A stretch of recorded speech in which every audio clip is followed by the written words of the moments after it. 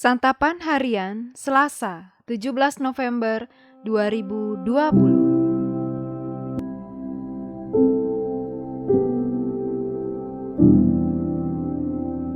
Hari ini kita akan membaca Yesaya pasalnya ke-29, ayatnya yang ke-9 hingga ayatnya yang ke-16. Namun sebelumnya, mari kita berdoa. Di dalam kasih-Mu Kristus, kami berserah untuk menerima dan melakukan perintah di dalam sabda-Mu. Di dalam kasih-Mu Yesus, kami memohon. Amin. Yesaya 29 ayat 9 sampai 16. Tercengang-cenganglah, penuh keheranan, biarlah matamu tertutup, buta semata-mata. Jadilah mabuk, tetapi bukan karena anggur. Jadilah pusing, tetapi bukan karena arak. Sebab Tuhan telah membuat kamu tidur nyenyak. Matamu, yakni para nabi, telah dipejamkannya. Dan mukamu, yakni para pelihat, telah ditudunginya. Maka bagimu penglihatan dari semuanya itu seperti isi sebuah kitab yang termeterai. Apabila itu diberikan kepada orang yang tahu membaca dengan mengatakan, "Baiklah, baca ini," maka ia akan menjawab, "Aku tidak dapat, sebab kitab itu termeterai." Dan apabila kitab itu diberikan kepada seorang yang tidak dapat membaca dengan mengatakan, "Baiklah, baca ini," maka ia akan menjawab, "Aku tidak dapat membaca."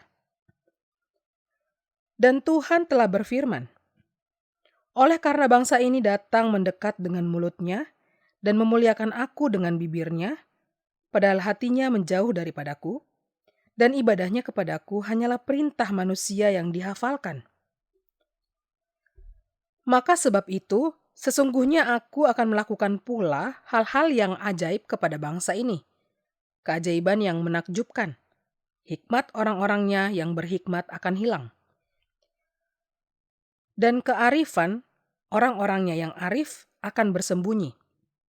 Celakalah orang yang menyembunyikan dalam-dalam rancangannya terhadap Tuhan, yang pekerjaan-pekerjaannya terjadi dalam gelap, sambil berkata, "Siapakah yang melihat kita dan siapakah yang mengenal kita?" Betapa kamu memutarbalikkan segala sesuatu. Apakah tanah liat dapat dianggap sama seperti tukang periuk? Sehingga apa yang dibuat dapat berkata tentang yang membuatnya. Bukan dia yang membuat aku, dan apa yang dibentuk berkata tentang yang membentuknya. Ia tidak tahu apa-apa.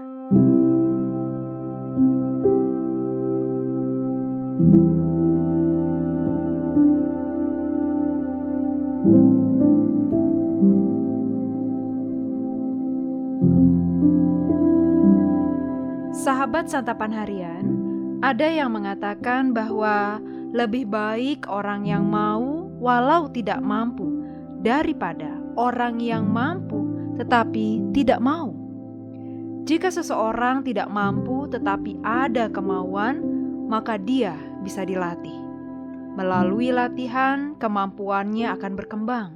Sebaliknya, jika sudah tidak mau, maka kemampuan yang dimiliki tidak akan bisa dipakai.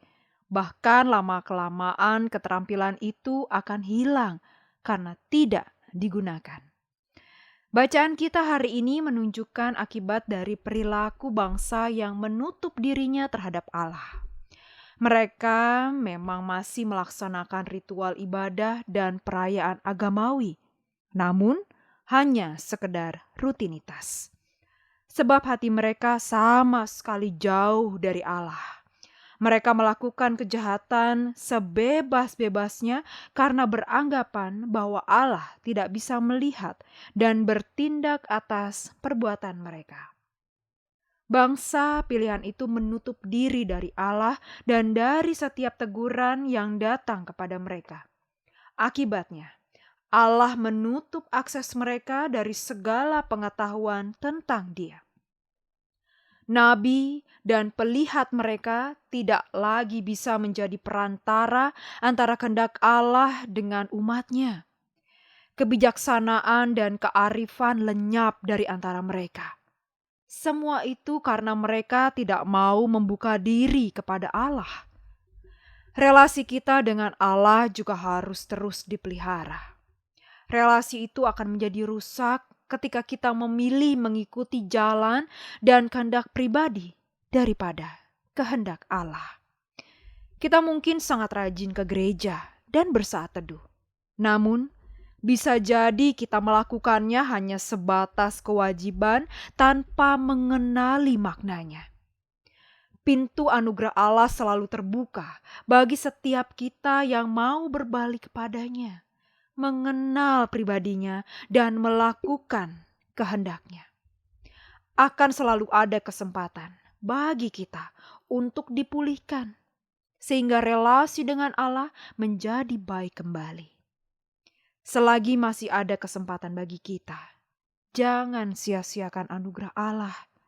Jangan lagi menutup diri. Mari membuka diri untuk menerima anugerah Allah yang besar itu.